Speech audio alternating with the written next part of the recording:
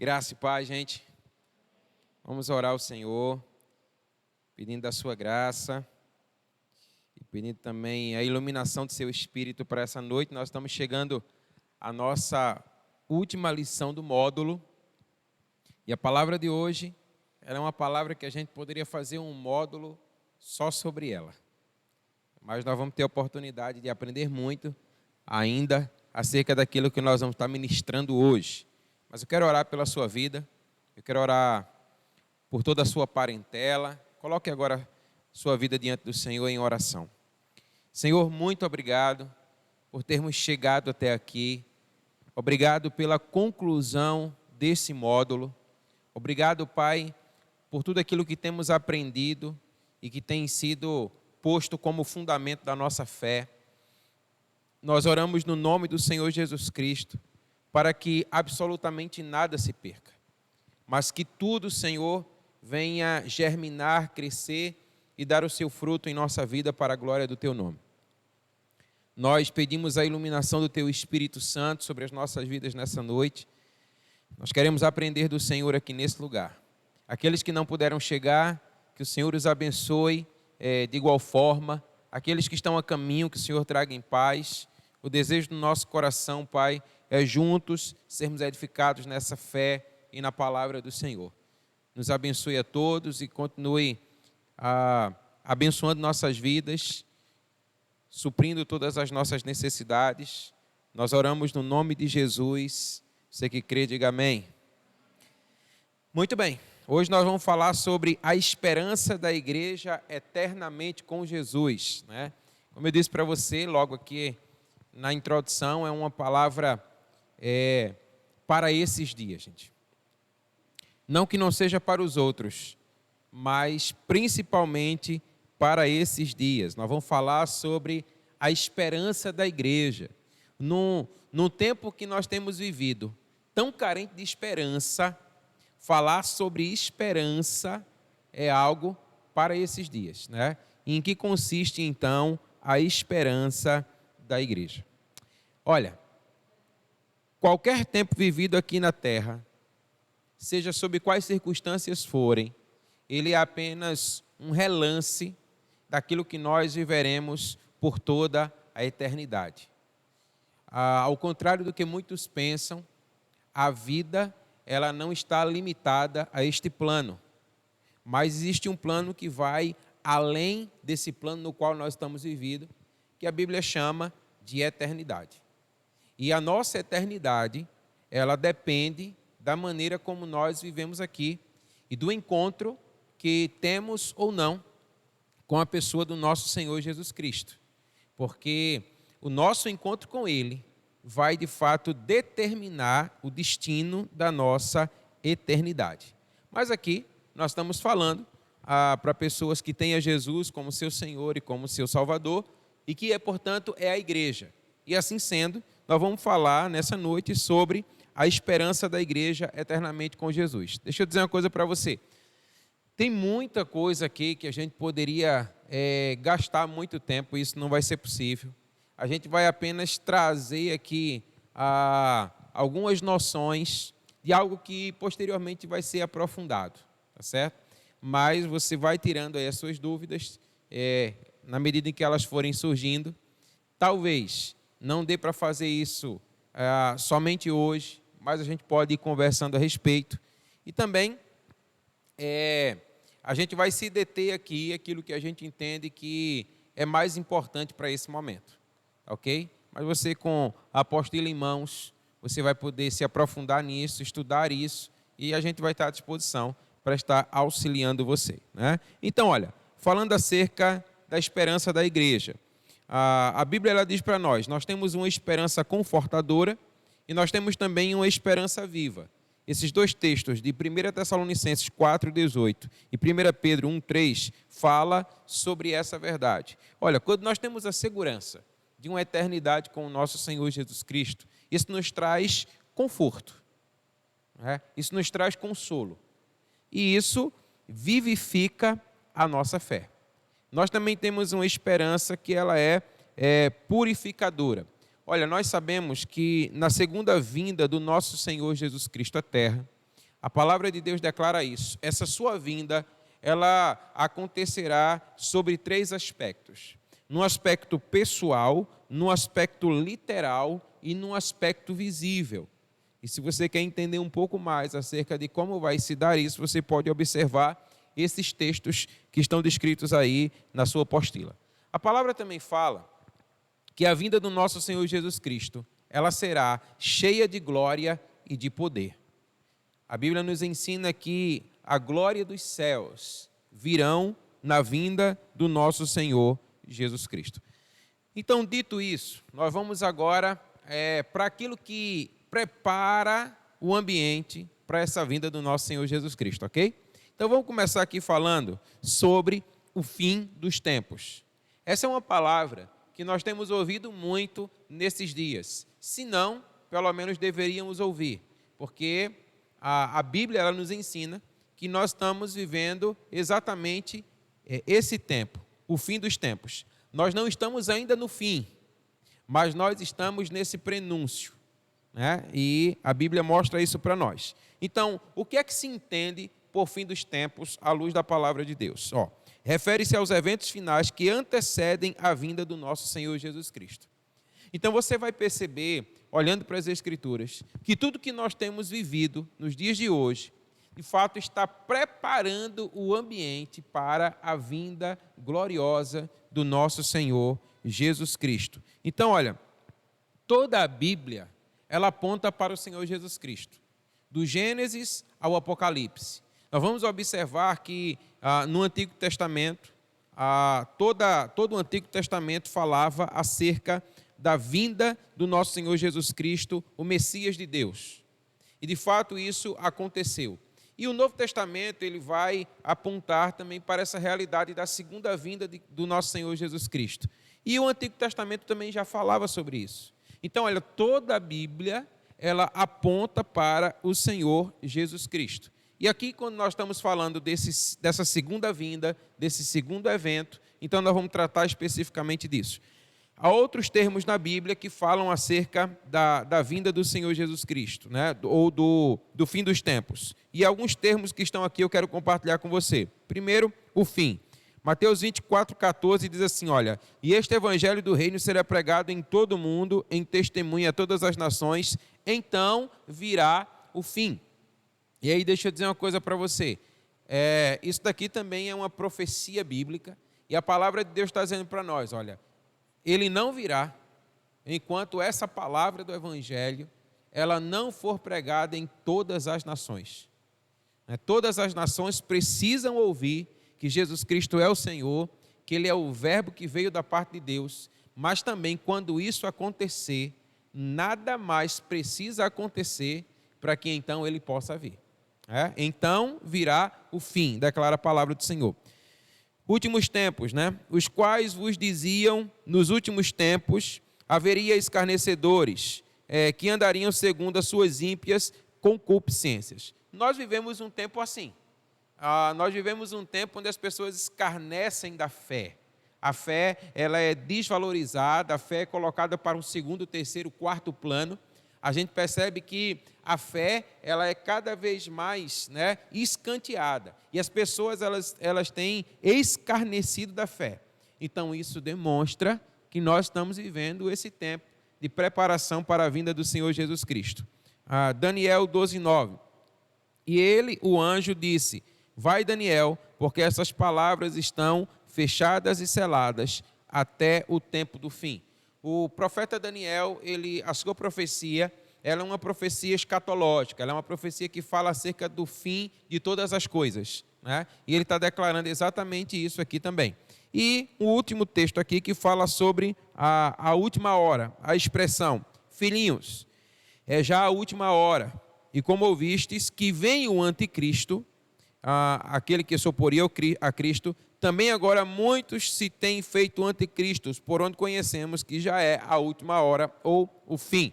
Então, olha, esses textos que nós lemos aqui, eles demonstram essa realidade que nós estamos vivendo. O fim dos tempos, ele já começou, o fim dos tempos, ele já se iniciou. nós ainda não estamos vivendo o fim propriamente dito, mas o fim dos tempos ele já teve o seu início. Eu queria que você abrisse aí a sua Bíblia em Mateus 24. Nós vamos ler esse texto.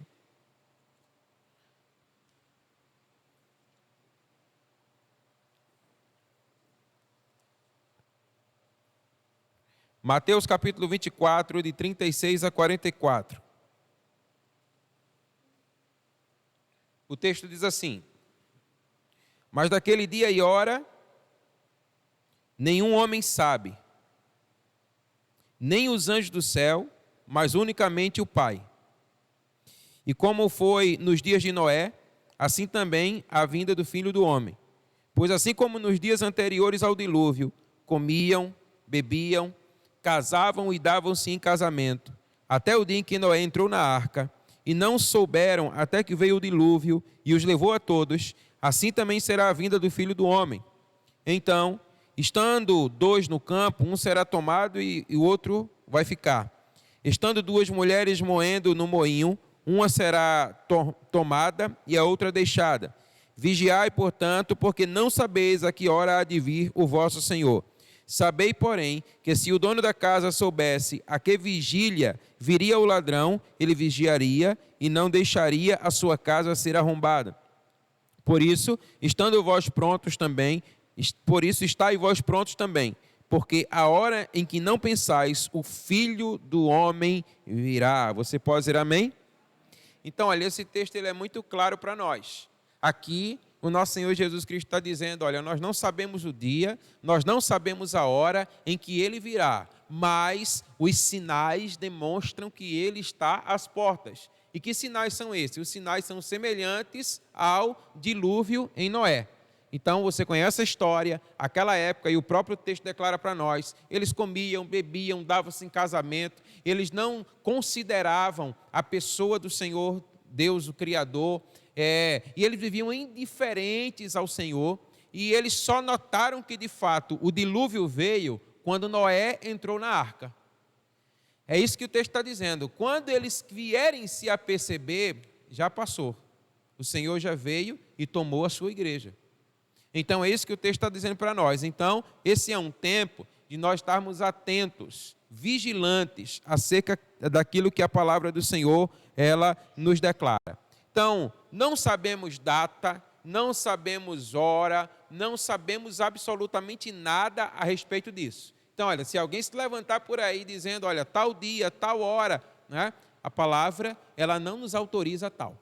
A palavra apenas diz, os sinais estão anunciando que ele virá. Agora nós precisamos então estar atentos aos sinais. Tem um texto lá de Atos 1:7, que foi exatamente quando o Senhor Jesus estava ascendendo aos céus, e os discípulos perguntaram assim, Senhor, quando é que essas coisas vão acontecer? E o Senhor disse assim para eles, olha, não compete a vocês saber os tempos ou as estações que o Pai estabeleceu pelo seu próprio poder. Agora, vocês precisam estar atentos aos sinais, é o que declara a palavra do Senhor. Agora, deixa eu dizer uma coisa para você, existem sinais que estão por se cumprir, mas existem sinais que já se cumpriram. Então nós precisamos estar atentos porque as coisas elas vão cada vez mais afunilando. Então existem algumas profecias bíblicas acerca do fim de todas as coisas que já se cumpriram. Vamos observar aí. Ezequiel 37 fala sobre a formação do Estado de Israel. Isso foi um fato que já se deu, aqui você pode observar aí no ano de 1948. E um fato interessante que esse voto ele foi decidido com um brasileiro. Foi um brasileiro que deu o voto favorável para que Israel fosse formado como Estado. Né? É um fato apenas para curiosidade, mas para que a gente possa conhecer. Daniel fala, e Daniel, como eu falei para você, é um livro escatológico, né? E ele fala sobre o aumento das viagens e o progresso da ciência. É o que nós vemos acontecer de uma forma assim, gente. Olha, esse tempo que nós estamos vivendo, por exemplo, você sabe que uma vacina, para que ela possa ser produzida, isso demora anos de pesquisa. E num tempo assim, né? para a gente possa parecer que está demorando muito. Mas falando em termos de ciência, isso foi um avanço assim, extraordinário. Então, a palavra fala, olha, nos últimos tempos essas coisas acontecerão. Você percebe como o homem tem explorado, até mesmo fora do planeta Terra. Né? A gente vê explorações assim no espaço, viagens e a ciência cada vez mais, a tecnologia cada vez mais se tornando ainda mais avançada. Mateus 24 fala sobre o sinal do engano. Depois você pode ler o capítulo todo 24, mas nós vivemos um tempo assim, um tempo de mentira, um tempo de engano, né? E o Senhor disse assim na sua palavra, que nós precisamos estar atentos, porque nesse tempo, até mesmo existe a possibilidade dos escolhidos serem enganados. Então a gente precisa estar muito atento quanto a isso. Guerras e rumores de guerras, Mateus 24 também fala sobre isso. Aí tem pessoas que vão dizer assim, olha, pastor, mas olha, guerra sempre aconteceu, rumores de guerra sempre aconteceu, isso não é nada novo. A gente pode atrelar aqui ao ponto 6, falando sobre tornados, furacões e alterações no clima da terra. São coisas que sempre aconteceram. E de fato é verdade. Mas o que a Bíblia nos chama a atenção é que essas coisas nunca aconteceram na intensidade com que tem acontecido, né? E não somente na intensidade, mas também elas estão acontecendo de maneira similar ou paralela. Elas acontecem cada vez mais. Então isso também aponta para um sinal do tempo do fim. A grande apostasia. Gente, as pessoas, até mesmo dentro da igreja, a gente vê pessoas apostatando da fé. As pessoas estão abandonando o Senhor. A Bíblia diz, olha, que no final dos tempos o amor de muitos esfriará. Nós vivemos um tempo assim, né? E um esfriamento do amor, um esfriamento da fé, né? E aqui você tem alguns textos que vão demonstrar toda essa realidade que nós estamos vivendo. Então, olha, são situações que estão acontecendo. E essas situações demonstram, nós estamos vivendo essa realidade do fim dos tempos. Amém? Ok? Muito bem. A gente vai observar aqui alguns assuntos importantes que envolvem esse tempo característico que nós estamos vivendo. Que são eles, olha, a morte, o arrebatamento, a tribulação, o milênio, o trono branco e a eternidade. Aí você diz assim, meu Deus do céu. Olha, cada um desses tópicos aqui, como eu disse para você, a gente poderia fazer um módulo sobre cada um deles. Mas a gente vai trazer uma visão assim, bem geral, porque é importante pelo menos a gente ter uma visão de um todo. E depois nós vamos nos aprofundando sobre cada um deles, né? Então, olha, vamos pensar um pouco aqui na morte. Eu não sei se você costuma pensar na morte, mas vamos pensar um pouco nela aqui, até porque se o nosso Senhor Jesus Cristo não vier enquanto nós estivermos vivos, nós vamos passar por ela. Aqueles que estiverem vivos serão arrebatados, se não, é inevitável, nós vamos ter que enfrentá-la. Mas olha, a grande questão aqui, ela não é necessariamente a morte, mas é o que se dá após ela. Então, nós precisamos estar atentos àquilo que a Bíblia diz. A palavra do Senhor diz assim, olha, primeiro, lá em Hebreus 9, 27, ao homem está proposto morrer uma só vez, vindo depois disso o juízo. O que é que então isso está declarando para nós? Por exemplo, que não existe a doutrina da reencarnação como assegura o espiritismo, que você vai morrer e que depois você vai reencarnar para você então completar a sua jornada. A Bíblia está dizendo, o homem, ele viverá uma só vez. E depois disso, segue-se o juízo de Deus. Então, olha, essa palavra, ela é uma palavra que ela deve nos chamar à razão. Por quê? Porque é a maneira como nós vivemos aqui que vai determinar o juízo que nós experimentaremos de Deus sobre a nossa vida. E haverá dois tipos de juízo, e a gente vai estar compartilhando sobre ele também aqui nessa noite. Então você deve aproveitar essa vida para que você conhecer a Cristo, para que você viver em Cristo, para que então você possa ter a sua vida eterna assegurada com Deus. A Bíblia diz para nós já discorremos muito sobre isso, que nós somos, né? Ele coloca aqui corpo, alma e espírito. Eu prefiro dizer espírito, alma e corpo, né? até como diz a própria Bíblia, lá em 1 Tessalonicenses 5:23, e também Hebreus 4:12 também fala sobre isso. Então, olha, o que é que acontece por ocasião da morte? Quando a pessoa morre, fisicamente o seu corpo volta ao pó.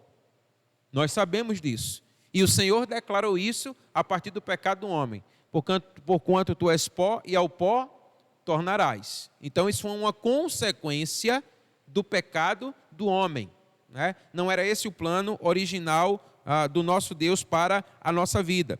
Então, o homem, ele fisicamente, o seu corpo volta ao pó. Então, o seu espírito, ele se desfaz dessa matéria, e a Bíblia diz que o espírito, ele volta para Deus. Ok? Até aqui?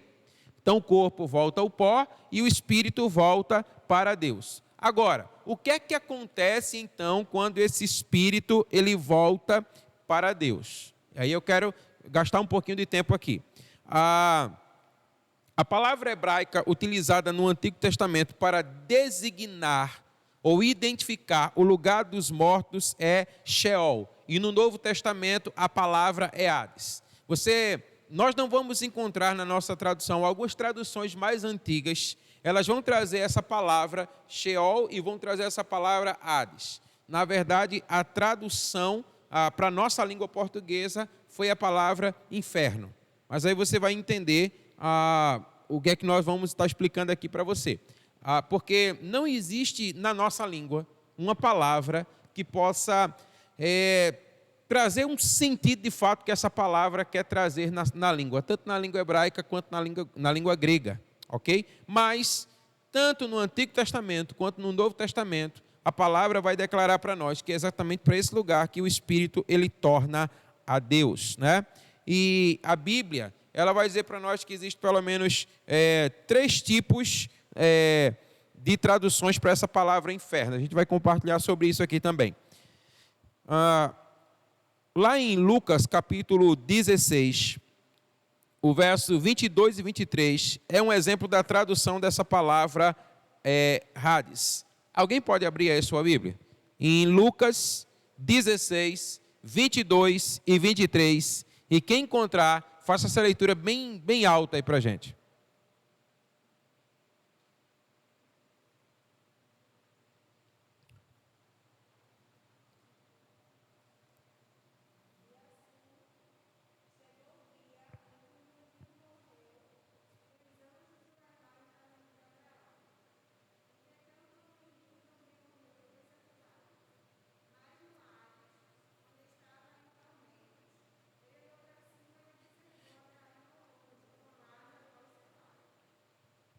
Muito bem. Então você vai observar que essa tradução, ela traz exatamente a palavra Hades. E alguns tradutores optaram por fazer assim, como eu disse para você, exatamente pela dificuldade de encontrar uma palavra que pudesse trazer o sentido que o texto, que a palavra no original, ela quer trazer, né? No Antigo Testamento, o Sheol é o lugar onde os espíritos dos mortos aguardam a ressurreição. E no Novo Testamento esse lugar é o Hades. Agora existe um outro texto, Mateus 23, 33. Alguém nesse texto que ela leu, abriu a sua Bíblia e no lugar da palavra Hades tem uma outra palavra? Alguém tem? A sua? Qual é, Júlia? Inferno? Perfeito.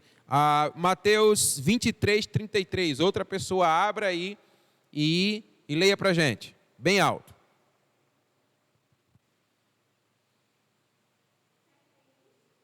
Mateus 23, 33.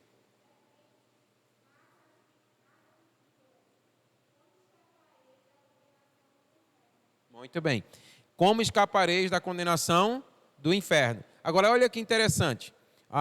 Na versão de Júlia, em Mateus 16, a gente encontra a expressão inferno. E aqui, na que Tamires leu, a gente também vai encontrar agora em Mateus 23, 33, a expressão inferno. Só que no original, a palavra em Mateus aqui é Geena. E no original, a palavra em Lucas é Hades. Então, qual é a diferença de um para o outro? É isso que nós precisamos entender. Então, essa palavra aqui, Geena, aqui sim, significa o castigo eterno. Esse é o destino final. Esse é o fim. Esse aqui trata-se da condenação propriamente dita. Esse é o inferno, que quando nós falamos em inferno, logo vem à nossa mente, né? É a separação eterna de Deus, é o lago de fogo e enxofre, aonde se dará a Satanás, os seus anjos e todos aqueles que, infelizmente, não reconheceram Jesus Cristo como seu único e suficiente Salvador. Mas qual é a diferença, então, de um para o outro? É isso que nós precisamos aqui entender. Então, olha, no Hades, esse lugar dos mortos, esse lugar de espera para o dia do juízo. Agora, o que a palavra de Deus ela vai dizer para nós, né, é que já nesse Hades, o texto de Lucas declara isso para nós, que há uma separação. Né? Há uma separação. Ali você encontrava Lázaro, o mendigo, e você encontrava o rico que também morreu no mesmo lugar. E eles estão separados. Eles estão no Hades, mas eles estão separados. A gente vai chegar lá, né, para a gente compartilhar com você. Então, olha, essa expressão Sheol e Hades, eles vão ser sempre usados para designar a morada dos mortos. Ok? Até aqui tá entendido? Então, olha, quando a pessoa morre, exatamente esse é o destino que a palavra do Senhor nos ensina que o espírito vai, ok?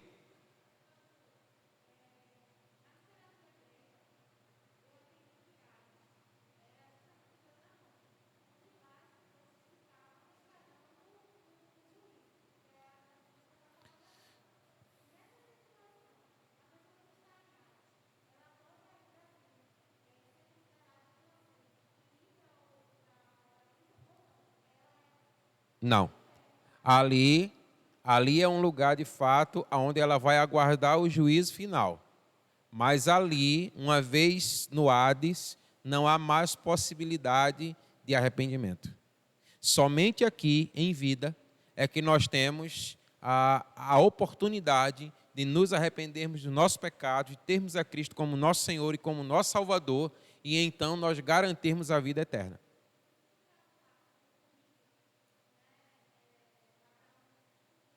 Isso, essa separação, esse abismo que o texto diz, nenhum passa para lá, nem o outro passa para cá.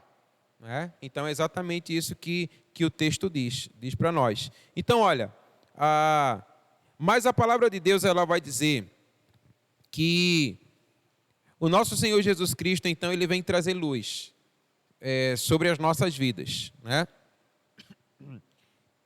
Vamos ler aí Lucas 16, de 19 a 31. Vamos ver aqui esse texto. Abra aí a sua Bíblia. Lucas 16, de 19 a 31. Agora é o texto na íntegra. Né? Havia um certo homem rico que se vestia de púrpura e de linho finíssimo, alegrando-se diariamente no seu luxo. E havia um certo mendigo chamado Lázaro, que foi colocado no seu portão, cheio de feridas, e desejava ser alimentado com as migalhas que caíam da mesa do rico. Além disso, cães vinham lamber-lhes as feridas. E aconteceu que um mendigo morreu e foi levado pelos anjos para o seio de Abraão, e o homem rico também morreu e foi sepultado. E no inferno, ele ergueu os olhos, estando em tormentos, e viu ao longe Abraão e Lázaro em seu seio. E ele gritando disse: Pai Abraão, tenha misericórdia de mim, e envia Lázaro para que ele possa molhar a ponta do seu dedo na água e refrescar a minha língua, porque eu estou atormentado nesta chama. Mas Abraão disse: Filho, lembra-te de que em tua vida recebeste os teus bens, e Lázaro de igual modo as coisas ruins, mas agora ele é confortado e tu atormentado. E além dessas coisas, está posto um grande abismo entre nós e vós, de modo que os que quisessem passar daqui para vós não poderiam, nem tampouco os de lá passar para cá. Então ele disse: Eu suplico, pois, ó pai Abraão, que tu os envies à casa do meu pai, porque eu tenho 5 irmãos, para que lhes dê testemunho, para que eles não venham também para esse lugar de tormento. E disse-lhe Abraão: Eles têm Moisés e os profetas que os ouçam. E ele disse: não, pai Abraão, mas se alguém dos mortos fosse até eles, eles se arrependeriam. E ele disse: se eles não ouvem a Moisés e os profetas, também não serão convencidos, mesmo que alguém possa ressuscitar dos mortos. Amém? Então, olha só, isso aqui já responde exatamente a pergunta que você fez, né? Se ali alguém poderia se arrepender naquela circunstância, naquela situação. E o texto é muito claro, dizendo que não. Ali eles já estão aguardando somente o juízo final.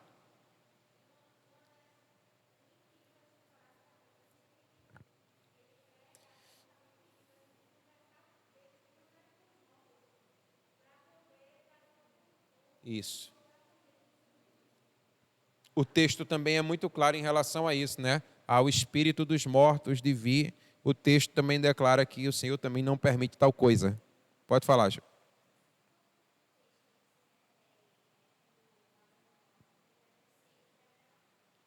Muito bem. Esse seio de Abraão aí, né? Abraão é o pai da fé, né? Então, Abraão ele está tipificando aqueles que creram. E exatamente por isso, ele está no seio daquele que crê. Então, eles são caracterizados por aqueles que creem. É por isso que eles estão nesse lugar. Então, o seio de Abraão está tipificando aqui essa verdade. Ok? E aí o texto está dizendo assim, olha, quando ele está dizendo ele tem Moisés e os profetas, o que é que ele está falando? Ele está falando da palavra. Moisés representa toda a lei. E os profetas, né, é a continuidade dessa lei. Então, ele está dizendo, olha, é nessa palavra que vocês têm que crer para que vocês possam, então, chegar a esse lugar. E nós somos, então, os proclamadores dessa mensagem.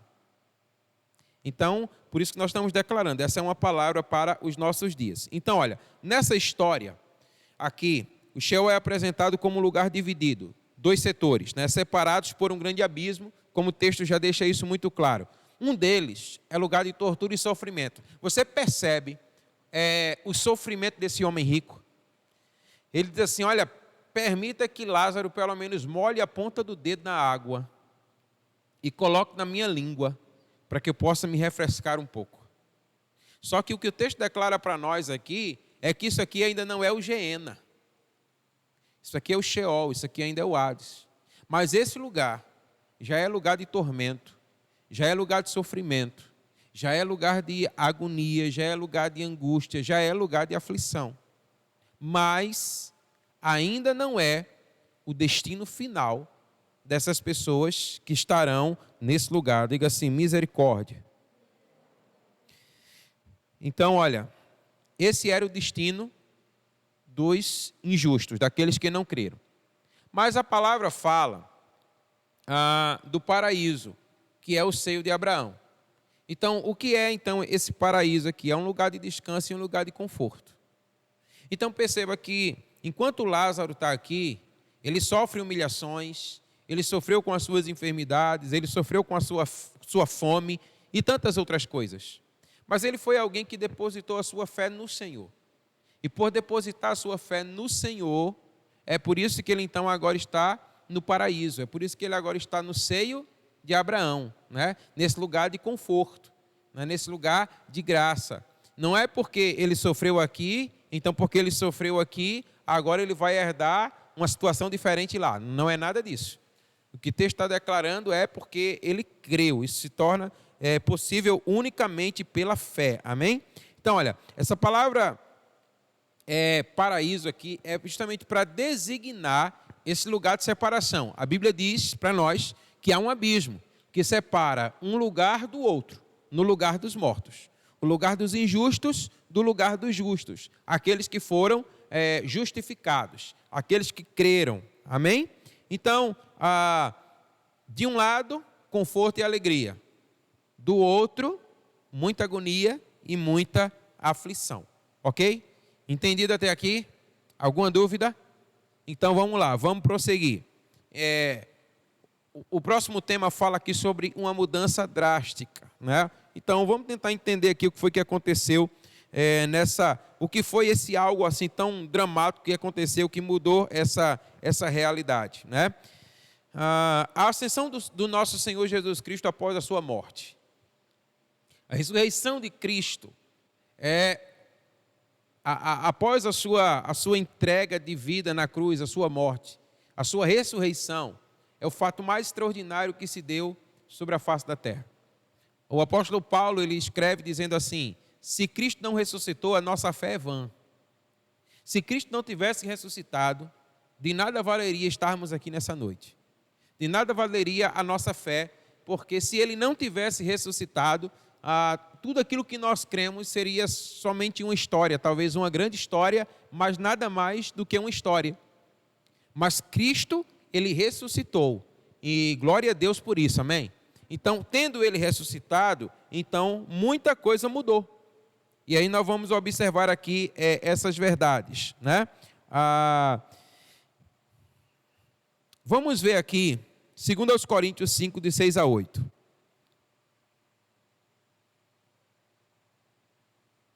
Alguém abra aí a sua Bíblia. 2 Coríntios 5, de 6 a 8.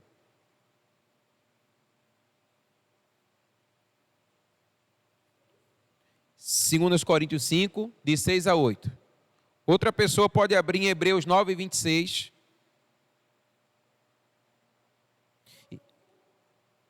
Pode ler.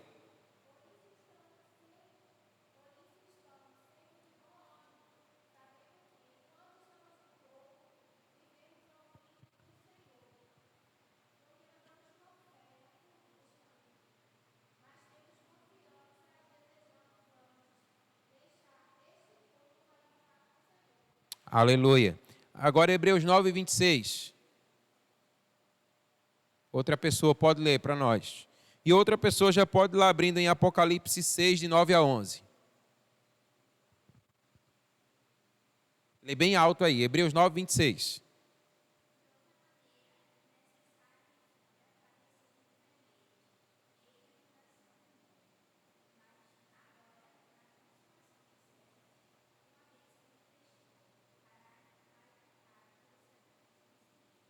Amém. Apocalipse 6, 9 a 11.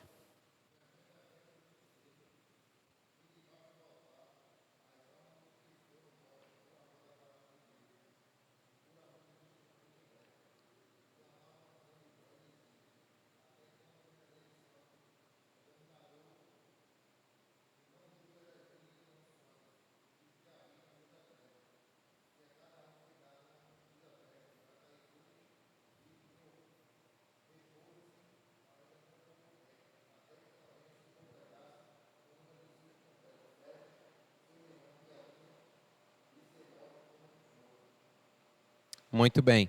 Então, olha só. Tudo que nós temos declarado até o momento, isso se deu até o nosso Senhor Jesus Cristo entregar a sua vida por nós e então ressuscitar dentre os mortos.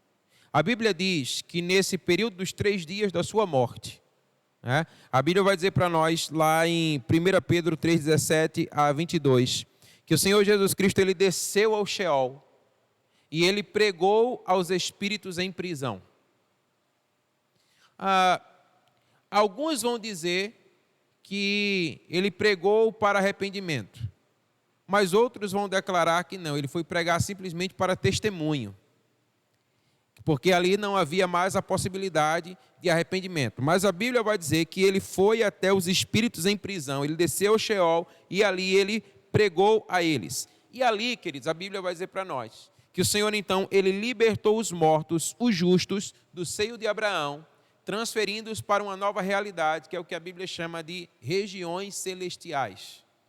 E é nesse lugar, a partir de então, que agora nós aguardamos a vinda do nosso Senhor Jesus Cristo. E isso fala-se acerca daqueles que creem em Jesus. Pastor, e aqueles que não creram, continuam no Hades, aguardando o dia do juízo. Diga, Ju.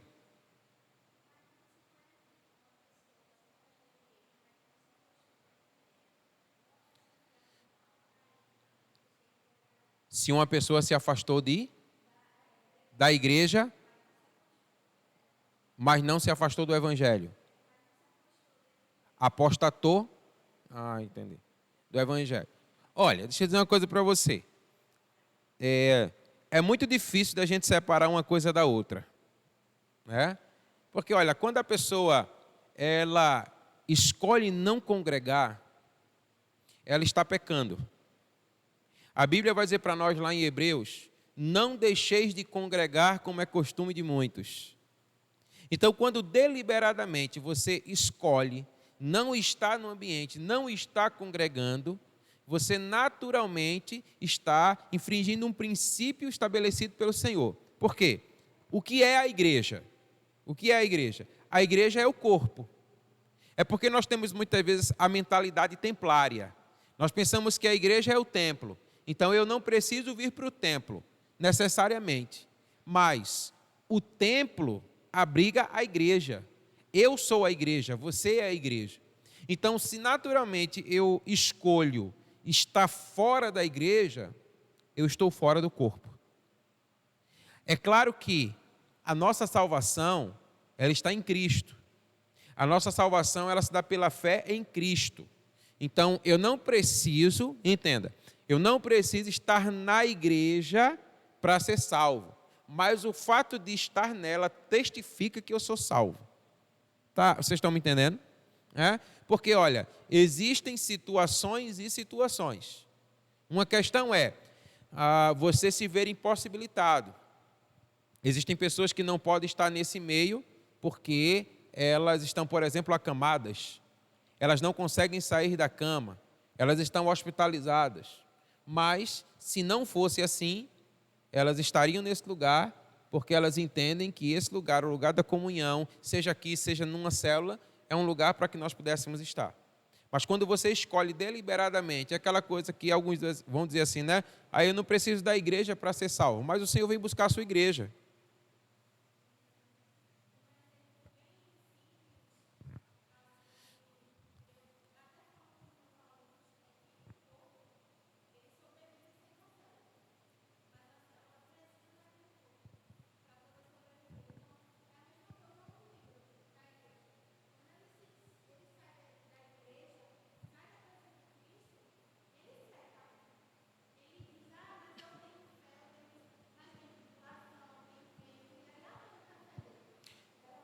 Sem dúvida.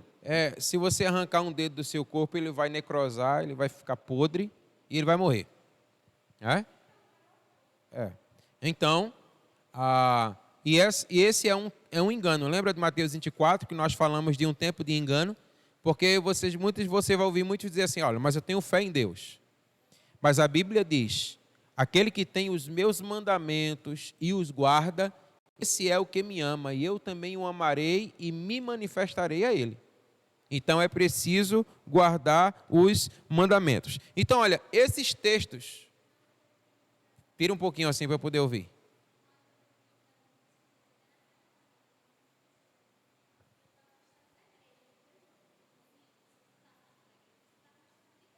Naturalmente, até porque a Bíblia diz que a igreja é o corpo do qual ele é o cabeça. Então é impossível, não existe corpo sem cabeça andando por aí, né?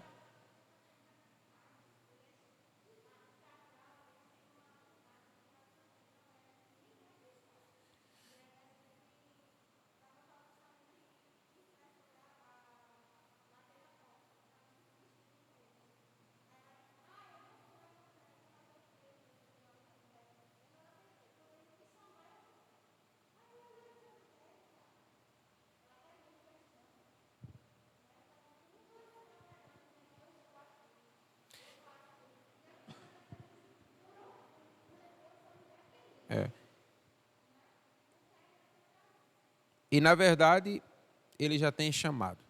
Desde o princípio, ele nos tem chamado. Então, gente, é isso aqui. Então, esses textos demonstram isso. Vocês entenderam, né? Nós estamos agora, não é isso que a Bíblia diz, nós estamos nas regiões celestiais com ele, aguardando esse grande dia. A gente fala, aqueles que já morreram em Cristo. E aqueles que não têm a Cristo, eles continuam nesse lugar, eles continuam no Hades, no lugar dos mortos, aguardando também o dia do juízo final. A Bíblia também fala ainda do outro céu, a Bíblia fala da Nova Jerusalém, que essa Nova Jerusalém, ela só será revelada após a renovação da terra pelo fogo. É quando de fato todas as coisas vierem ao fim. Quando é que isso vai se dar? né? Eu sei que é muita informação, mas vamos lá. Isso vai se dar depois do milênio, né? É um tempo de 1000 anos, diz a palavra do Senhor, está lá em Apocalipse 20, de 4 a 6, onde o Senhor vai estar reinando sobre a face da terra. Mas a Bíblia vai dizer para nós que uma nova Jerusalém virá, mas somente depois desses 1000 anos. Mas o que é que vai acontecer depois desses 1000 anos? A Bíblia diz para nós que Satanás e todos os injustos, depois de terem sido lançados nesse lugar eterno, depois de terem sido lançados no Geena, é que então se estabelecerá o grande julgamento e o fim de todas as coisas. Mas a Bíblia também vai dizer para nós ainda que depois desses 1000 anos, Satanás ele será solto e ele vai cirandar por toda a terra, tentando fazer o possível para ainda arrebanhar muitos para si. Está claro? Está dando para entender? Se tiver alguma dúvida, diga lá. Tira a máscara para eu poder ouvir, porque senão não consigo ouvir.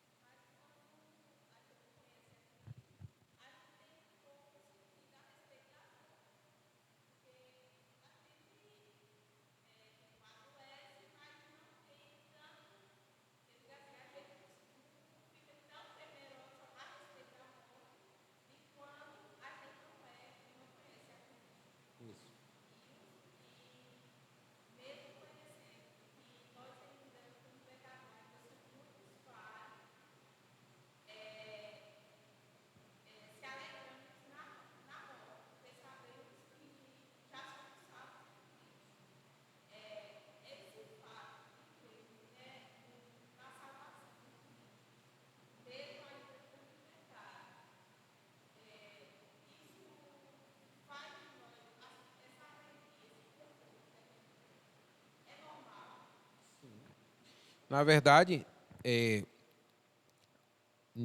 anormal seria o diferente.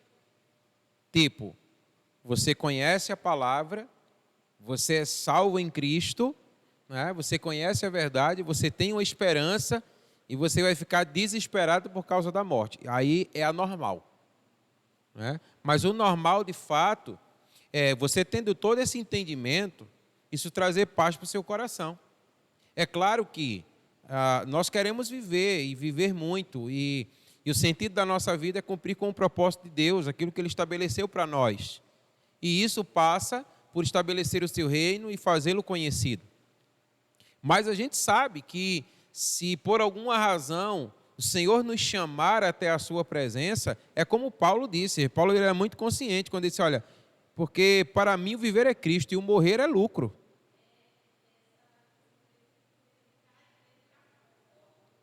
Sem dúvida.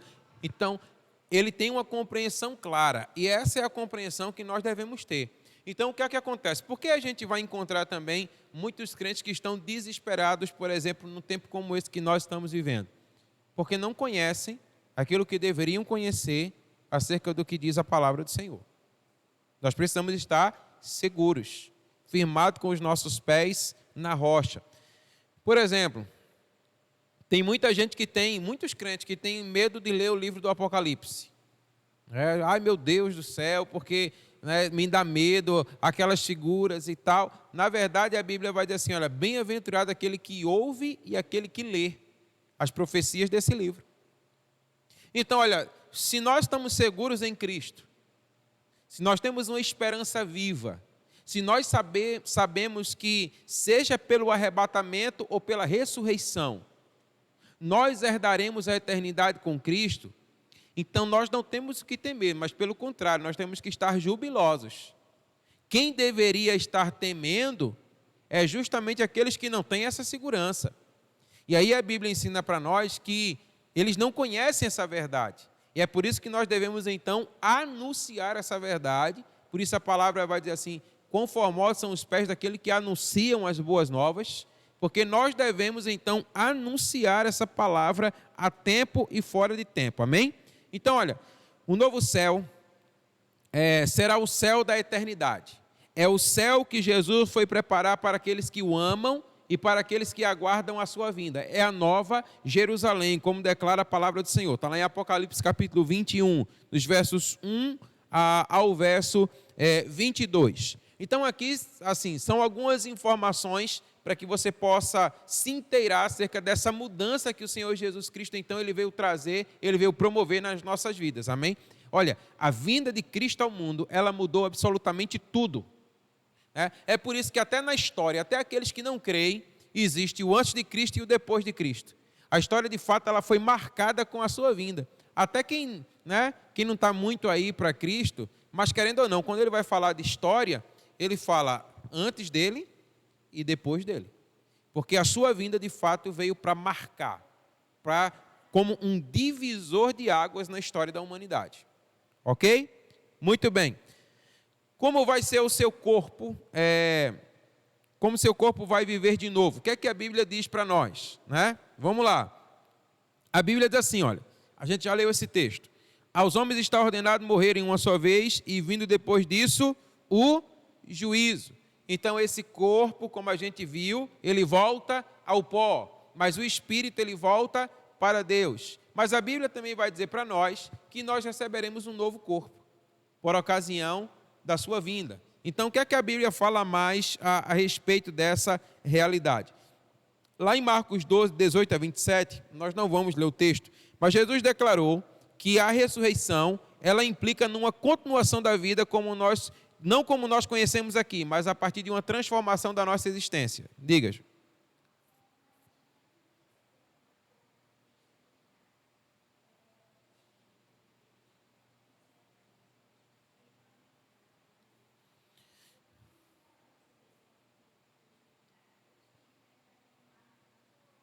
Não. O que ela está perguntando é, nós continuaremos sendo o templo e morada do Espírito, agora nós habitaremos com Ele e Ele conosco. E a Bíblia vai dizer para nós que o nosso corpo vai ser um corpo semelhante ao dele. É um corpo celestial. Esse texto declara exatamente isso. E eu acho interessante que aqui o humor do nosso Senhor Jesus Cristo. Porque a Bíblia vai dizer nesse texto que os saduceus chegam para Jesus e dizem assim, mestre, como é que vai ser depois da morte?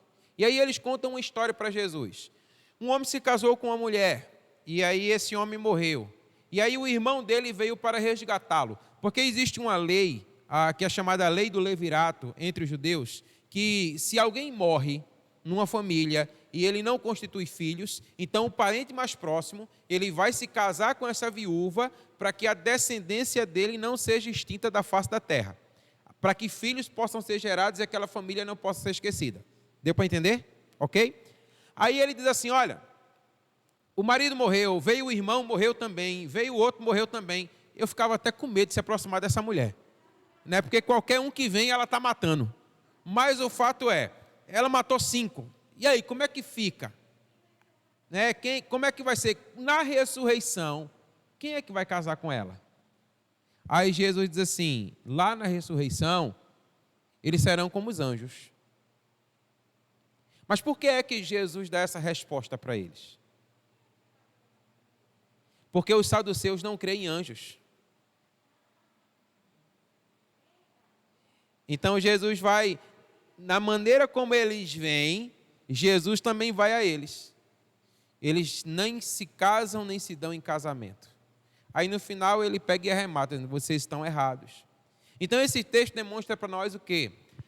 Que não será, gente, não será uma continuidade aqui, não é o mesmo corpo.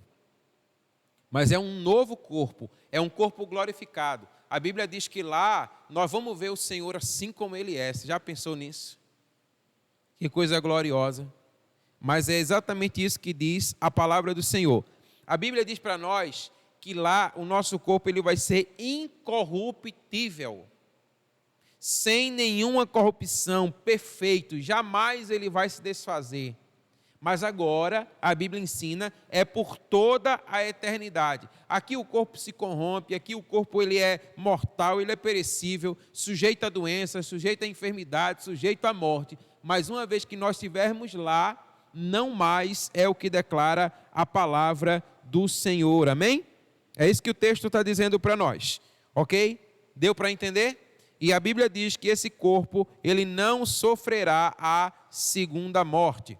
Vamos avançar? Muito bem. A segunda vinda do nosso Senhor Jesus Cristo.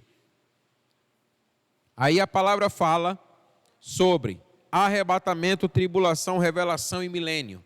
E aí a gente vai dar uma pincelada aqui também. Então, olha, a segunda vinda de Cristo para os redimidos, ela terá 2 estágios. O primeiro estágio é o estágio do arrebatamento. Ou seja, é quando o Senhor vem e o Senhor toma a sua igreja para si. A igreja, ela é tirada da terra, mas o juízo final, ele ainda não se estabeleceu. Pronto, deixa eu dizer, ela está perguntando assim, então aqui é para que a igreja não passe pela tribulação, né? Existem 3 correntes, gente. Existe a corrente que acha que a igreja, ela não passa pela tribulação, a igreja vai passar pela tribulação, e existem os pós-tribulacionistas. Existem essas 3 correntes, tá certo? Mas aqui é exatamente essa mesmo, que a gente está compartilhando com você. O Senhor, ele vai tirar a igreja da face da terra. O Senhor, ele vem, Apocalipse fala sobre isso, Tessalonicenses fala sobre isso, aonde a igreja ela é tirada. Isso fala sobre o arrebatamento. A Bíblia diz que o Senhor vem nos ares e a igreja sobe para se encontrar com ele. Olha só que coisa extraordinária, né? Aqueles que estiverem vivos. Mas a Bíblia vai dizer para nós que esses que estiverem vivos, eles não vão anteceder aqueles que já morreram. Olha aí a esperança. Aqueles que morreram em Cristo, a Bíblia diz, eles ressuscitarão primeiro. Nenhum que creu em Cristo vai perecer. Nenhum que creu em Cristo vai permanecer na morte. Mas todos aqueles que creram em Cristo, eles serão tomados para o Senhor. Amém? Então esse é o primeiro momento. Então olha, esse arrebatamento, ou essa ressurreição, vai ocorrer antes ou no início da grande tribulação descrita em Apocalipse capítulo 6. O que se ensina aqui é o seguinte, é exatamente isso que Bia falou. O arrebatamento se dá antes da tribulação, para que exatamente a igreja ela não passe pela tribulação. O Senhor tira a igreja da terra.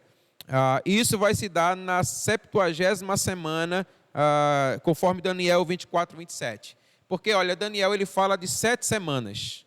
É exatamente onde vai se dar o cumprimento da profecia do Apocalipse. 7 semanas no Apocalipse vai representar esses 7 anos. São 3 anos e meio de muita paz e 3 anos e meio de muita aflição. É o que diz a palavra do Senhor para nós, ok? E quando é que isso vai se dar? Os primeiros 3 anos e meio são esse ano de muita paz, que vai ser iniciado exatamente por esse anticristo, né? E ele vai prometer essa paz no mundo, tá certo? E você vai perceber assim, olha, tudo caminha, tudo está levando para esse fim. Porque a Bíblia vai dizer para nós que um caos, né, vai estar estabelecido sobre a face da terra. Algo mais ou menos que esse prenúncio que nós estamos vendo. A economia caindo, gente passando fome, enfermidades, guerras, pestes. Aí alguém vai se levantar e vai dizer, eu tenho uma solução para isso. E esse é o anticristo.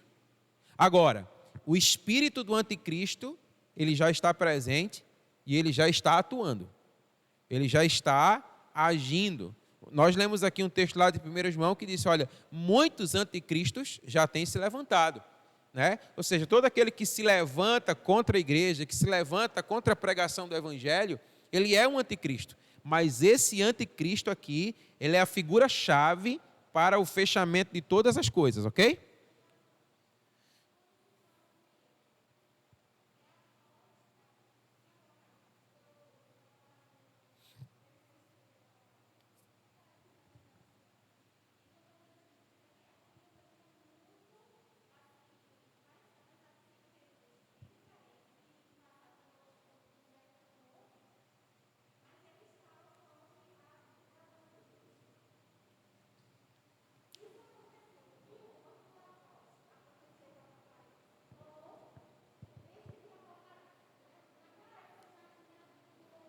Você está perguntando se o milênio ele começou lá quando Daniel falou. Não, o milênio ainda vai acontecer. Esse milênio, ele fala exatamente desse reinado de 1000 anos de Jesus com a sua igreja sobre a face da terra. Isso ainda vai acontecer. Tira aí a máscara um pouquinho para eu poder ouvir.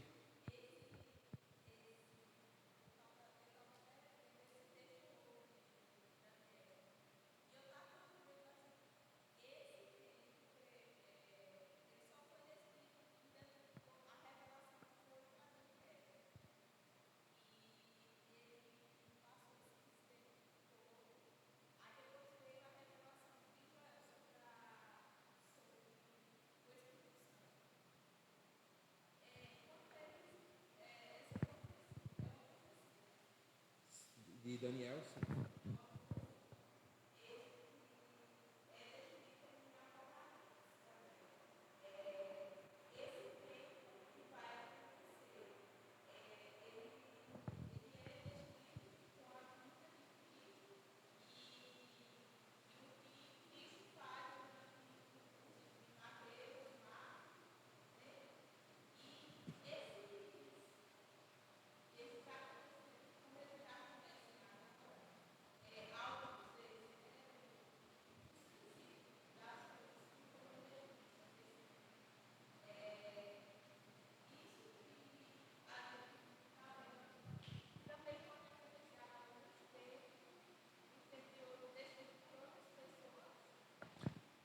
Na verdade é o seguinte, o livro de Daniel, como eu falei para você, ele é um livro apocalíptico. Daniel, ele está falando do tempo do fim. Daniel está falando a mesma coisa que o Apocalipse fala, né? Só que numa linguagem diferente, né? Porque ele foi escrito dentro do seu tempo, dentro da sua circunstância, para aquele povo, e ele mostrando aquilo que viria a acontecer no fim, né? E aí é quando vem o nosso Senhor Jesus Cristo, depois vem a revelação para João, mas eles devem ser livros que devem ser estudados juntos, porque eles falam exatamente da mesma coisa, eles apontam para o mesmo fim. Tudo isso. Ok? Entendido aqui? Então, olha, a gente falou aqui sobre essa questão estamos falando sobre o arrebatamento. Então, está entendido aqui a questão do arrebatamento, que é o Senhor tomando a sua igreja para si, ok? Aí a Bíblia também fala sobre a tribulação. Vamos tentar entender um pouquinho aqui, olha.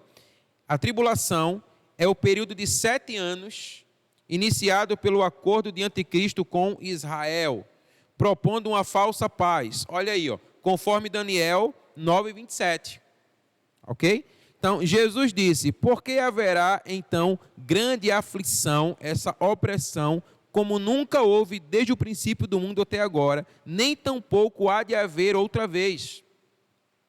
O que o Senhor está dizendo é que, por ocasião da tribulação, essa terra vai experimentar o que nunca experimentou. E Ele está dizendo, e nem vai experimentar outra vez, porque depois disso, o fim ele se estabelecerá. Então, a tribulação, né, é esse nome mesmo, é o que ele quer dizer mesmo, é uma grande tribulação, onde, sabe, as colunas da terra serão abaladas. É o que a palavra de Deus, ela diz para nós. João viu esse período de 7 anos em 2 períodos de 3 anos e meio. É aquilo que a gente já falou aqui para você. Mas eles estão falando da mesma coisa, ok? Nestes 7 anos, Deus enviará 3 julgamentos que vão trazer acontecimentos assombrosos aqui na terra, tá certo? Nesse período aí da tribulação, nesses anos. O julgamento dos selos, esse mês a gente está lendo Apocalipse, ok? Se você não chegou lá ainda, você já deve ter visto isso aqui, mas se você já chegou, se não, você vai chegar em nome de Jesus, é importante que você leia. E quando eu estava compartilhando com minha esposa, eu estava dizendo assim para ela, né?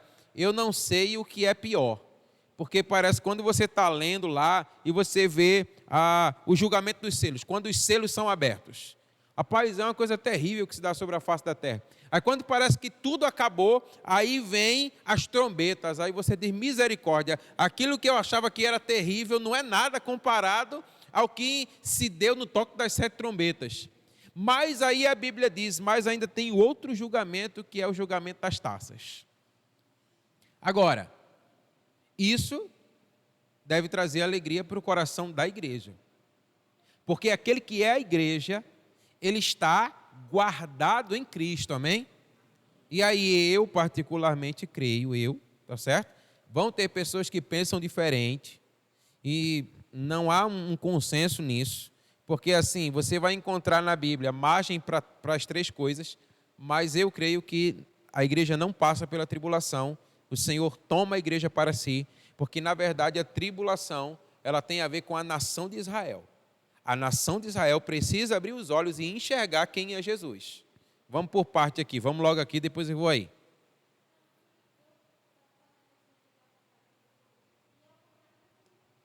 Tira um pouquinho.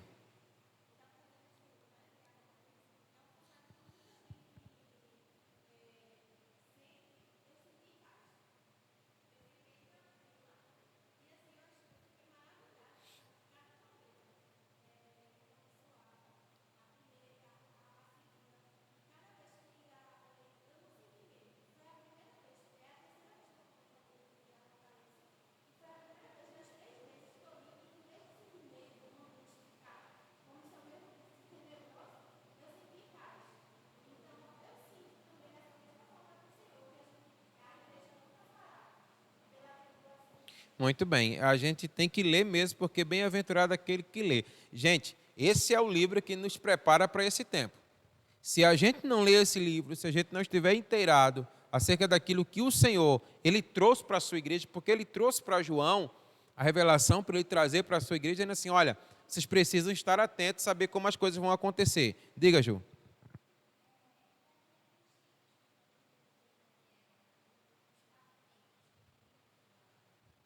Daniel ali, ele fala sobre 4 governos. Esse tempo aí de Daniel são 4 governos, tá certo?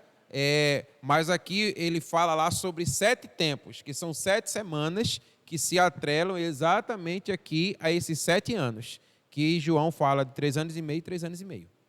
Ok? Mas são 4 governos. E assim, os 4 governos eles já se estabeleceram sobre a face da terra e nós estamos vivendo o último governo. Um dia a gente pode pregar sobre isso aqui, porque também não dá tempo para a gente entrar nisso. Mas os 4 governos que Daniel falou, eles já vieram e aí eles já se estabeleceram, já demonstrando que nós estamos no fim, realmente, no fim dos tempos. Vamos lá. E o último julgamento é o julgamento das taças, ok? Então, como a gente falou aqui, olha, a vinda de Cristo, ela vai se dar para os redimidos em 2 estágios. O primeiro é o arrebatamento. E o segundo é aqui chamado o período da revelação. É quando o Senhor Jesus vai voltar à terra para derrotar Satanás e estabelecer o seu reino por 1000 anos. É onde entra aí, olha, o milênio. Então, como é que acontece? O Senhor chama a igreja é arrebatada. Ok? A tribulação, ela se estabelece. Mas passado esse período de 7 anos, a Bíblia diz que o Senhor, ele volta para estabelecer o reino de 1000 anos com a sua igreja sobre a face da terra. Durante esse período, a Bíblia diz, os justos de todas as épocas, aqueles que foram arrebatados e aqueles que estiveram com Cristo nos céus, eles voltarão para reinar com Ele. Aí tem alguns textos aí. Passados 1000 anos, o milênio, Satanás ele vai ser solto. Porque durante esse período ele está preso. O período dos 1000 anos, ele vai estar preso. Passado esse período, ele vai ser solto para tentar seduzir as nações. Ele vai se levantar de uma forma, assim, desesperada. Vamos dizer assim, né? Desesperada. Mas ele, é como a gente costuma dizer, né? Mais uma vez ele vai se levantar para cair. Só que dessa vez, é definitivamente. Para a glória de Deus, para o louvor do nome de Jesus. E a Bíblia diz, então virá o fim e acabou-se para ele. Amém? Acabou-se para ele. Agora, diga, Ju.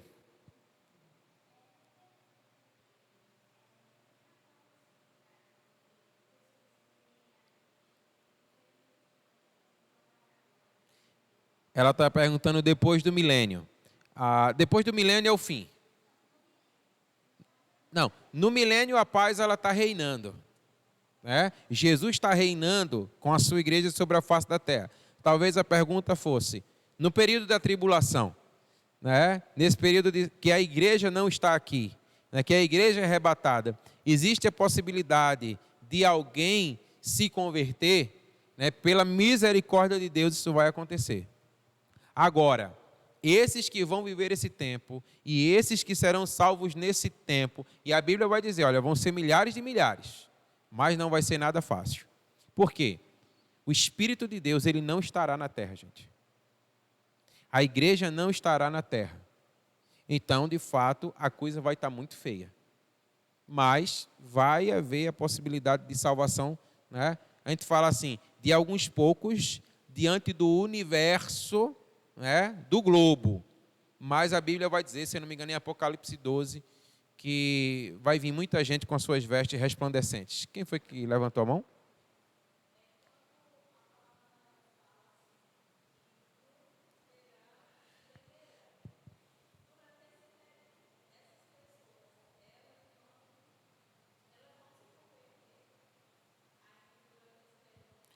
Durante...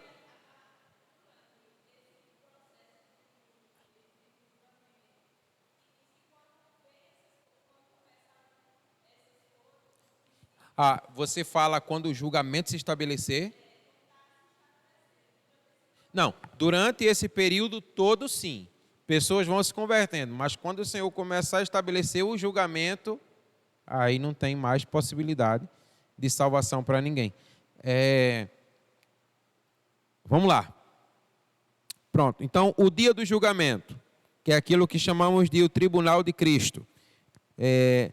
Nesse dia, nessa ocasião, nós não seremos mais julgados pelo nosso pecado, mas sim para avaliar as nossas obras. É o que diz o texto aqui, por exemplo, de Coríntios.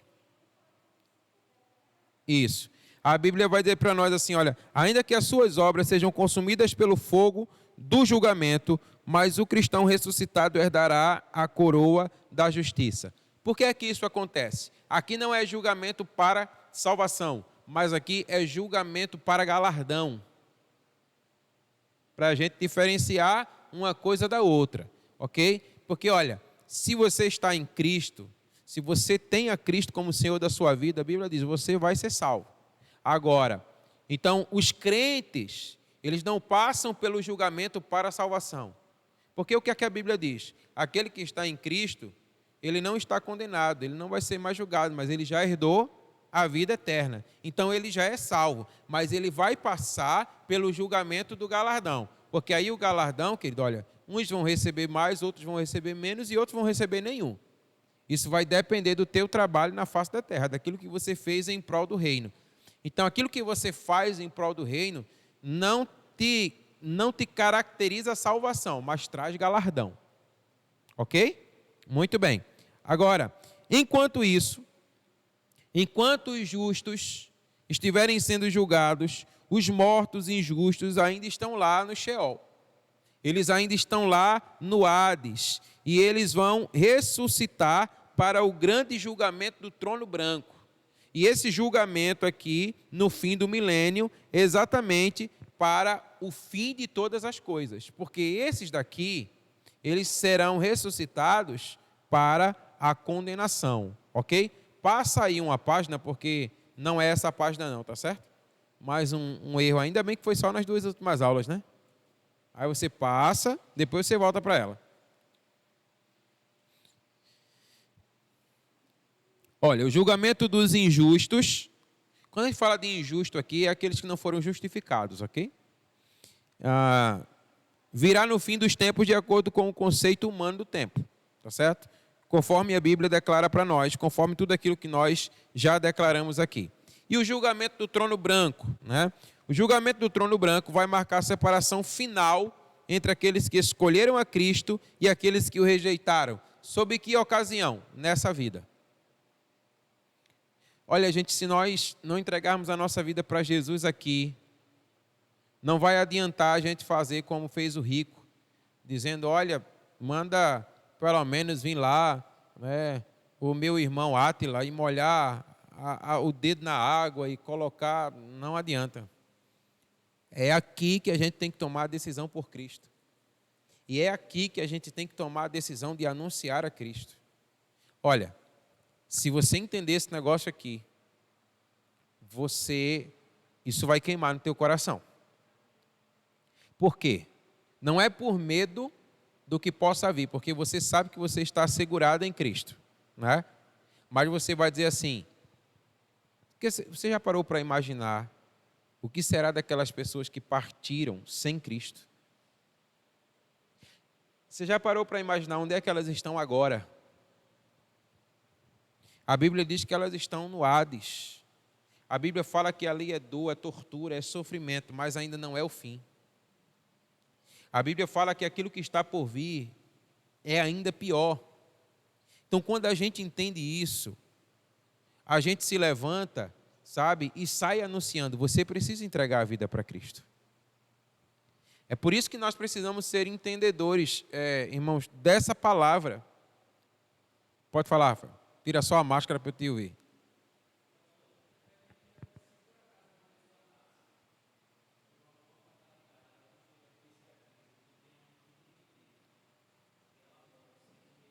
Tipo um bebê. Ela é salva, sim. Ela é salva, ela não tinha consciência de decisão por Cristo. Pode ter certeza de que ela é salva.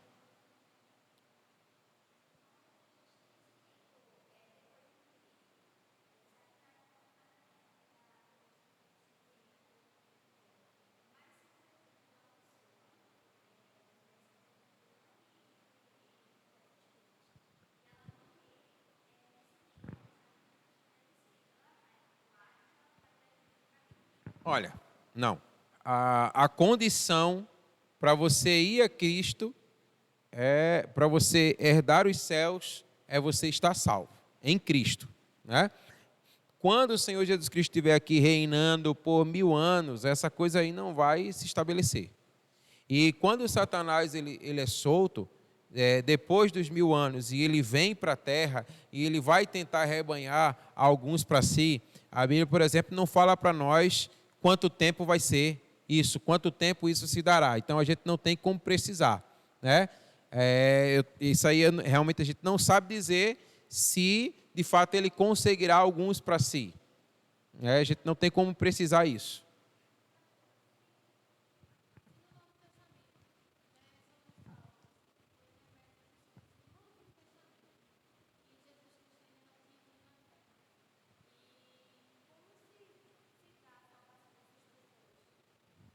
Pela sua fé em Deus, e pela fé naquilo que o Senhor estabeleceu na sua palavra, na sua caminhada com o povo de Israel. Então eles iam ensinando, porque eles iam apontando para Cristo. Depois é então que Cristo é revelado, né? Mas não existia ali ainda a figura do Cristo revelado, mas existia a pessoa de Deus. Então aqueles que de fato então atrelavam a sua fé em Deus, então isso os torna justos para o dia da salvação.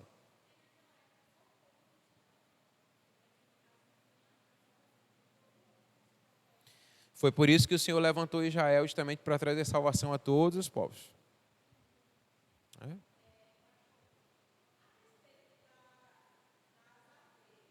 Dá o quê?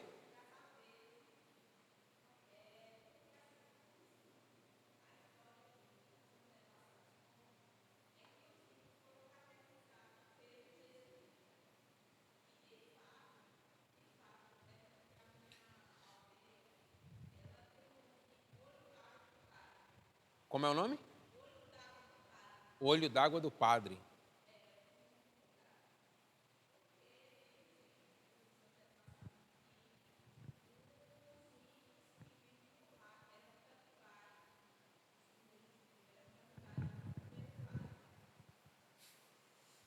Deu errado para o padre, não é?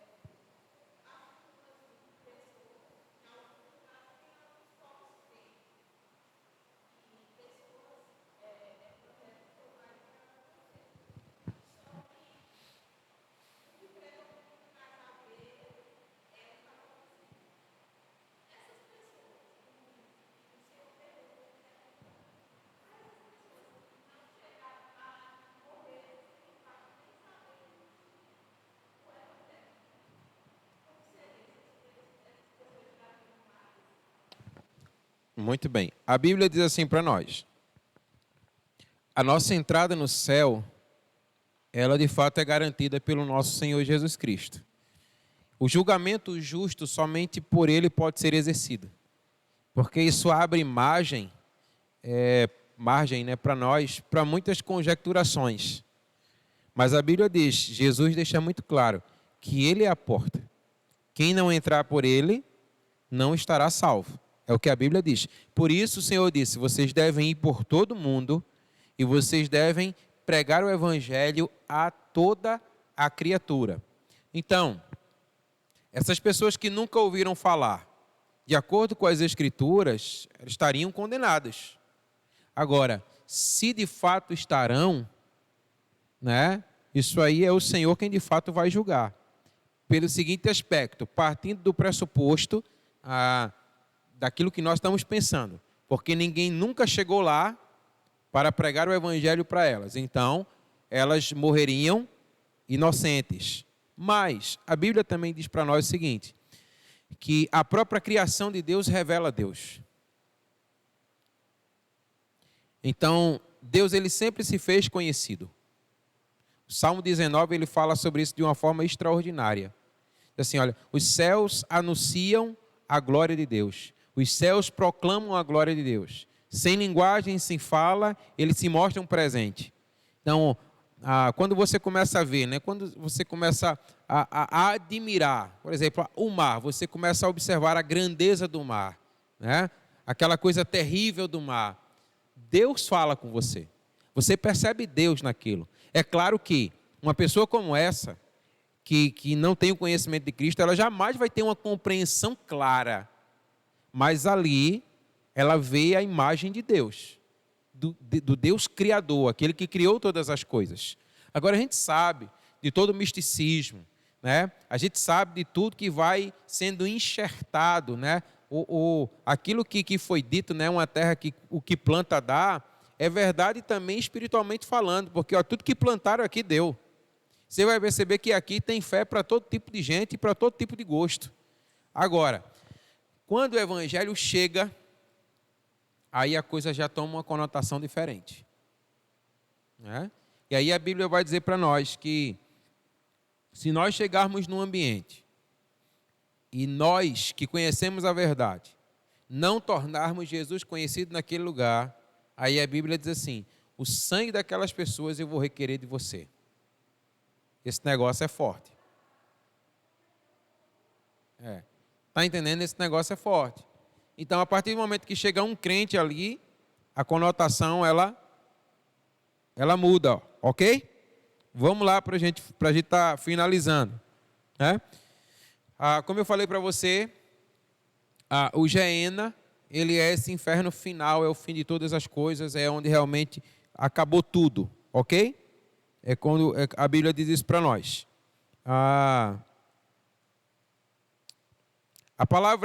Essa palavra Geena, ela vem do hebraico Gi-Hinnom ou Vale de Hinnom. E esse vale está situado ao sul de Jerusalém, que era o lugar onde o lixo era queimado no tempo de Jesus. E é tão interessante como as coisas acontecem, né? Porque aqui, olha, nos dias dos profetas do Antigo Testamento, nesse lugar, existia um lugar alto, pagão, chamado de Tofete. E era ali que crianças eram sacrificadas ao deus chamado Moloque. Era assim que esse deus Moloque ele era adorado. Crianças eram sacrificadas. Deixa eu só abrir um parêntese para você. No mundo espiritual, por exemplo, cada vez que uma criança é abortada, ela é oferecida a esse deus Moloque. Esse deus Moloque, ele a toma para si, né, como um sacrifício entregue a ela. E aí um espírito de morte, ele começa então a perseguir essa pessoa que fez um aborto, que consentiu no aborto, que pagou por um aborto. Então o espírito de morte ele vai se estabelecer nessa linhagem até que Cristo entre e possa quebrar esse negócio.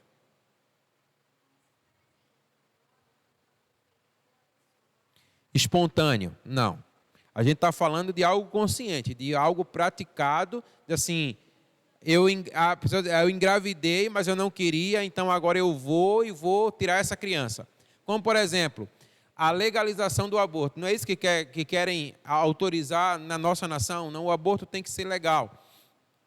E é claro que nós não podemos consentir... Oi? Pois é, exatamente. Mas quem é dono do nosso corpo é Jesus. Diga, senhor. Com certeza.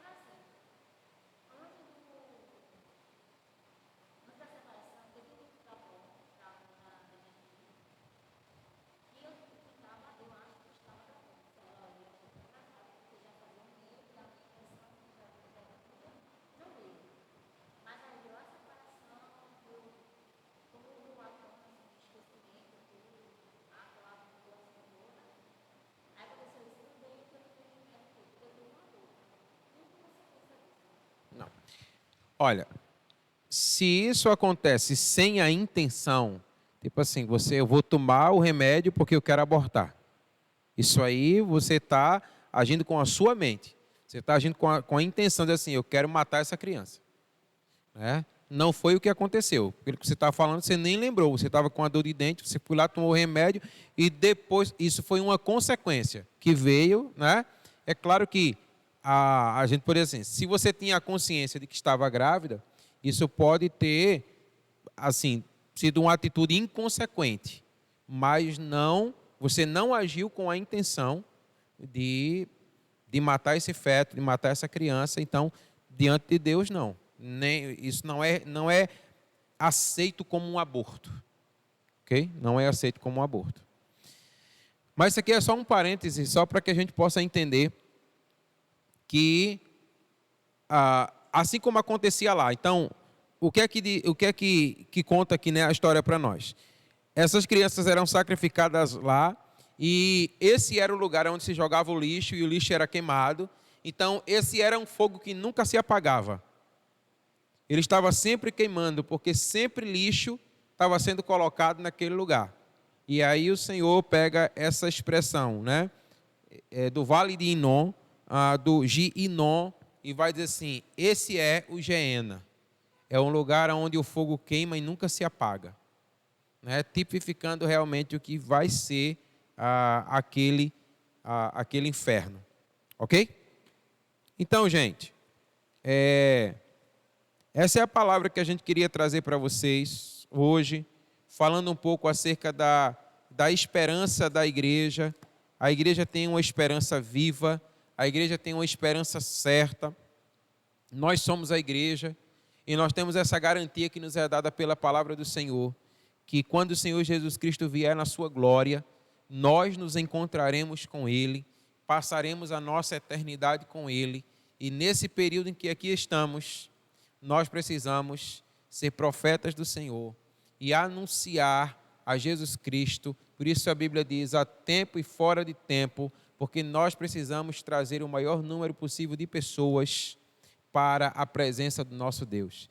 Porque se a gente conhece essa palavra, a gente não quer que ninguém possa ir para um lugar tão terrível como esse. E também essa não é a vontade de Deus. Vou passar a palavra, Ju, porque o inferno não foi preparado para nós. O inferno foi preparado para o diabo e os seus anjos. Mas aqueles que, por consequência, não aceitam a Cristo como Senhor e Salvador da sua vida, acabam também por ir para esse lugar.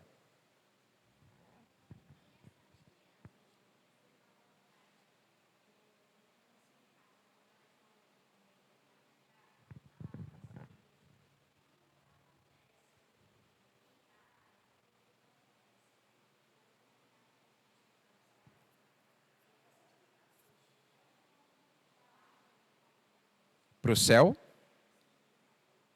Essas crianças eram crianças pequenas, bebês, que também não tinham essa consciência e que sim, com certeza, todas elas vão estar lá no céu para a glória de Deus. Elas eram jogadas, forçadas a isso. Né? Amém? Alguém tem mais alguma pergunta? Muito bem. Fica de pé aí. Próxima segunda-feira, a gente vai ter uma provinha. Olha só. Mas vai ser tranquilo, tranquilo, tranquilo. Você vai estudar. Pode trazer a sua apostila. Tá certo? Mas vai ser bem legal, você vai gostar. É um momento para a gente coroar tudo que foi ministrado sobre a sua vida durante esse período, para que você possa demonstrar de fato aquilo que você foi aprendendo, tá certo? Mas venha para cá, assim, com bastante suavidade. Venha assim, semelhante, com a certeza de que você vai garantir o céu. Tá certo? Essa prova não vai jogar você no Hades, não vai jogar você no Sheol, tá certo? Você já tem o céu garantido no nome de Jesus, amém? Então, próxima segunda, no mesmo horário, de 6h30, a gente vai ter uma provinha aqui, tá certo? Passa uma vista aí na sua apostila durante essa semana, tá certo? Em nome de Jesus. Pai, muito obrigado por essa noite, muito obrigado pela Tua palavra, muito obrigado pelo ensinamento da Tua palavra, e que a Tua palavra, Senhor, ela, no nosso coração, ela possa dar o norte, o rumo que o Senhor tem para cada um de nós. Pedimos que o Senhor torne essa palavra cada vez mais viva na nossa mente e no nosso coração. Perdoa os nossos pecados. Nós agradecemos por essa noite e nós oramos agradecidos em nome de Jesus. Amém.